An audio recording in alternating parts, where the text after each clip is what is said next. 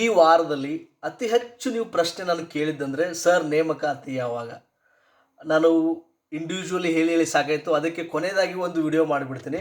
ಈ ವಿಡಿಯೋ ಮುಖಾಂತರ ತಮ್ಮೆಲ್ಲರಿಗೂ ಉತ್ತರ ಕೊಡೋಕ್ಕೆ ನಾನು ಇಷ್ಟಪಡ್ತೀನಿ. ಏನು ಪರಿಸ್ಥಿತಿ ವಾಸ್ತವ ಏನಿದೆ ಎಲ್ಲವನ್ನು ಅರ್ಥ ಮಾಡಿಸ್ಬಿಡ್ತೀನಿ. ನೋಡಿ, ಈ ಒಳ ಮೀಸಲಾತಿ ವಿಚಾರವಾಗಿಯೇ ನೇಮಕಾತಿಗಳು ನಿಂತಿದೆ, ತಮಗೂ ಗೊತ್ತಿದೆ. ಈ ಒಳ ಮೀಸಲಾತಿಗೆ ಸಂಬಂಧಪಟ್ಟ ಹಾಗೆ ಮೊನ್ನೆ ಬೆಳಗಾವಿ ಈ ಒಂದು ಚಳಿಗಾಲದ ಅಧಿವೇಶನದಲ್ಲಿ ಅದಕ್ಕೆ ಸಂಬಂಧಪಟ್ಟ ಒಂದು ಕಾಯ್ದೆ ಮಾಡಬೇಕಂತ ಒಂದು ಮಸೂದೆಯನ್ನು ಮಂಡಿಸಿದರು. ಎಲ್ಲ ಓಕೆ ಆಯಿತು. ಅದಾದಮೇಲೆ ರಾಜ್ಯಪಾಲರ ಸಹಿಗೆ ಕಳಿಸಿದರು. ಆದರೆ ರಾಜ್ಯಪಾಲರು ಅದನ್ನು ವಾಪಸ್ ಕಳಿಸಿದ್ದಾರೆ, ಪರಿಶೀಲನೆಗೆ ಕಳಿಸಿದ್ದಾರೆ. ಯಾಕೆ ಅಂತ ನಾವು ಭಾಳಷ್ಟು ವಿಚಾರಿಸಿದಾಗ 3 ವಿಷಯಗಳನ್ನು ಇಟ್ಕೊಂಡು ಅವರು ಕಳಿಸಿದಾರಂತೆ. ಸೊ ರಾಜ್ಯಪಾಲರು 3 ಕ್ಲಾರಿಫಿಕೇಷನ್ ಕೇಳಿದ್ದಾರೆ. 3 ಯಾವ್ದ್ಯಾವುದು? ಒಂದನೇದ್ದು, ಈ ಬಡ್ತಿಗೆ ಯಾಕೆ ಒಳ ಮೀಸಲಾತಿ ಕೊಟ್ಟಿದ್ದೀರಂತ. ಈಗ ಒಳ ಮೀಸಲಾತಿ 56% ಆಗಿದೆ, ಗೊತ್ತಿದೆಯಲ್ಲ. ಅದನ್ನೇನು ಮಾಡಿದ್ದಾರೆ, ಆ ಕಾಯ್ದೆಯಲ್ಲಿ ಬಡ್ತಿಗೆ ಪ್ರಮೋಷನ್ಗೂ ಕೂಡ 56% ಮಾಡಿದ್ದಾರೆ.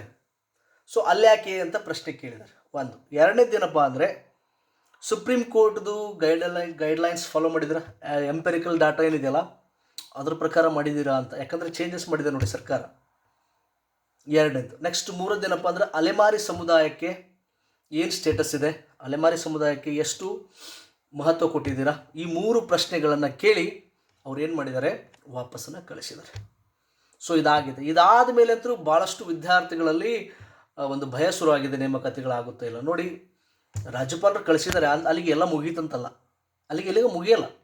ಅಷ್ಟಕ್ಕೂ ಈ ದೇಶದಲ್ಲಿ ಪ್ರಜಾಪ್ರಭುತ್ವದಲ್ಲಿ ಜನರಿಂದ ಆಯ್ಕೆಯಾಗಿ ಬಂದವರಿಗೆ ಜಾಸ್ತಿ ಅಧಿಕಾರ ಇರುತ್ತೆ, ಗೊತ್ತಾಯ್ತಾ.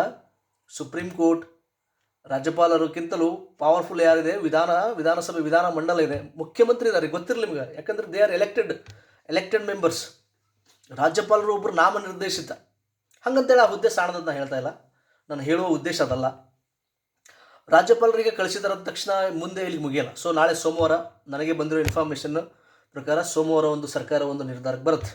ನಾಳೆವರೆಗೂ ವೇಟ್ ಮಾಡಿ, ಸೋಮವಾರ ಇಲ್ಲ ಮಂಗಳವಾರ ಫೈನಲ್ ಆಗುತ್ತೆ.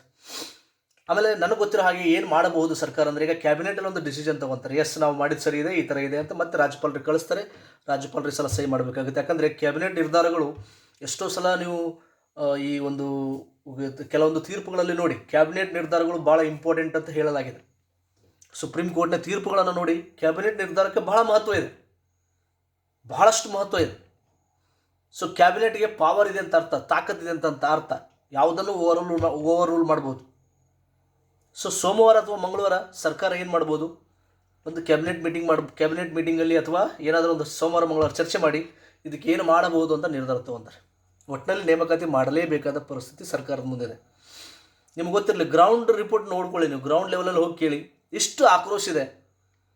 ಈಗ ಪದವೀಧರ ಮತಕ್ಷೇತ್ರದ ಎಲೆಕ್ಷನ್ನು ಬರುತ್ತೆ ಮುಂದಿನ ದಿನಗಳಲ್ಲಿ. MLC ಎಲೆಕ್ಷನ್ ಬರುತ್ತೆ ನೋಡಿ, ಪದವೀಧರ ಮತಕ್ಷೇತ್ರ. ಆಮೇಲೆ ಗ್ರಾಮ ಪಂಚಾಯತಿ, ತಾಲೂಕು ಪಂಚಾಯತಿ, ಜಿಲ್ಲಾ ಪಂಚಾಯತಿ, ಇವೆಲ್ಲ ಭಾಳಷ್ಟು ಲೋಕಲ್ ಬಾಡೀಸ್ ಎಲೆಕ್ಷನ್ ಕೂಡ ಬರ್ತವೆ. ಇಲ್ಲಿ ಈ ಸಲ ಪ್ರಮುಖ ವಿಚಾರನೇ ನೇಮಕಾತಿ. ನೀವು ಯಾರಾದರೂ ಕೇಳಿ, ರಾಜಕಾರಣಿಗಳಿಗೆ ಕೇಳಿ, ಅಥವಾ ರಾಜಕಾರಣದ ಭಾಳ ಹತ್ತಿರದಿಂದ ಕೆಲಸ ಮಾಡ್ತಾ ಇದ್ರೆ ಏನು ಕೇಳ್ತಾ ಇದ್ದಾರೆ ಜನ, ಕಾಂಗ್ರೆಸ್ ಮೇಲೆ ಯಾವ ವಿಷಯಕ್ಕೆ ಅತಿ ಹೆಚ್ಚು ಆಕ್ರೋಶ ಇದೆ ಅಂದರೆ ಫಸ್ಟ್ ಬರೋದೇ ನೇಮಕಾತಿ. ನೋಟಿಫಿಕೇಷನ್ಗಳಿಲ್ಲ. ಇದು ಸರ್ಕಾರಕ್ಕೆ ಇಂಟೆಲಿಜೆನ್ಸಿ ಮಾಹಿತಿ ಇದ್ದೇ ಇರುತ್ತೆ. ಅವ್ರು ನೋಡಿ, ಸರ್ಕಾರದವ್ರು ಕಣ್ಣು ಮುಚ್ಕೊಂಡು ಕುಂದ್ರಲ್ಲ, ಎಲ್ಲವೂ ಇನ್ಫಾರ್ಮೇಷನ್ ಇರುತ್ತೆ ಅವ್ರಿಗೆ. ಸೊ ಹೀಗಾಗಿ ಒಂದು ದಾರಿ ಕಂಡುಕೊಳ್ಳೇಬೇಕಾದ ಪರಿಸ್ಥಿತಿ ಇದೆ. ಕ್ಲಿಯರ್ ಇದೆಯಾ? ಸೊ ಹೀಗಾಗಿ ಇಲ್ಲಿ ನೋಟಿಫಿಕೇಷನ್ ಆಗಲ್ಲ ಅನ್ನೋದು ಯಾವುದು ಹೋಪ್ ಕಳ್ಕೊಬೇಡಿ. ನೋಟಿಫಿಕೇಷನ್ ಆಗುತ್ತೆ ಅನ್ನೋದು ನನ್ನ ಭಾವನೆ, ಆಗೇ ಆಗುತ್ತೆ. ಆದರೆ ಅದು ಅಷ್ಟು ಸರಳನೂ ಇಲ್ಲ. ಆಗಲ್ಲ ಅಂತ ಅನ್ಕೋಬೇಡಿ, ಆದರೆ ಅಷ್ಟು ಸರಳವಾಗಿ ಆಗುತ್ತೆ ಅಂತ ಅನ್ಕೋಬೇಡಿ. ಇದಕ್ಕೆ ಸರ್ಕಾರ ಮನಸ್ಸು ಮಾಡ್ಬೇಕು ನೋಡಿ. ಸರ್ಕಾರ ಮನಸ್ಸು ಮಾಡಬೇಕು. ನಮ್ಮಿಂದ ಆಯ್ಕೆಯಾದ ಜನಪ್ರತಿನಿಧಿಗಳ ಕೈಯಲ್ಲಿ ನಮ್ಮ ಭವಿಷ್ಯ ಇದೆ, ಇದನ್ನು ನೆನ್ಪಿಟ್ಕೊಳ್ಳಿ.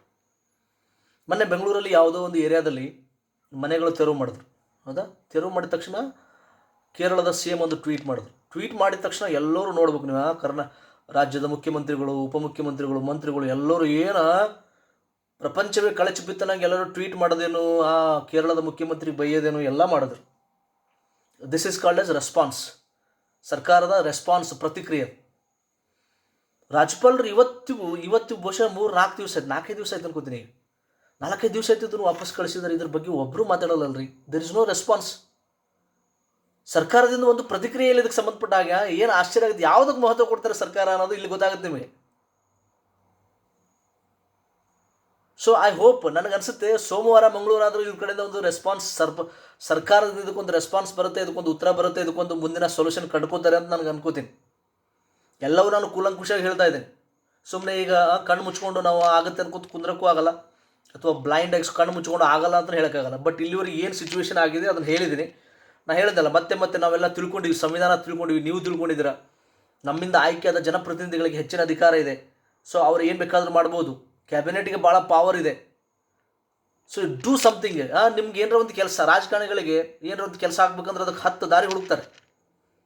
ಈ ಕೆಲಸ ಆಗಬೇಕಂದ್ರೆ ಹುಡುಕಿ ಆ ಒಂದು ಮನಸ್ಥಿತಿ ಬರಲಿ ಸರ್ಕಾರದ ಆಡಳಿತದಲ್ಲಿರೋರಿಗೆ. ಸೊ ಹೀಗಾಗಿ ನನ್ನ ಒಂದು ರಿಕ್ವೆಸ್ಟ್ ಇಷ್ಟೇ, ಸ್ಟೂಡೆಂಟ್ಸ್ ಮತ್ತು ಆರ್ಗನೈಸೇಷನ್ಗಳು ಕೆಲಸ ಮಾಡಲೇಬೇಕು. ಮತ್ತು ಸರ್ಕಾರವನ್ನು ಬಡಿದೆಬ್ಬಿಸುವ ಕೆಲಸ ಮಾಡಲೇಬೇಕಿಲ್ಲ ಅಂದರೆ ಅವ್ರು ಮಾಡಲ್ಲ.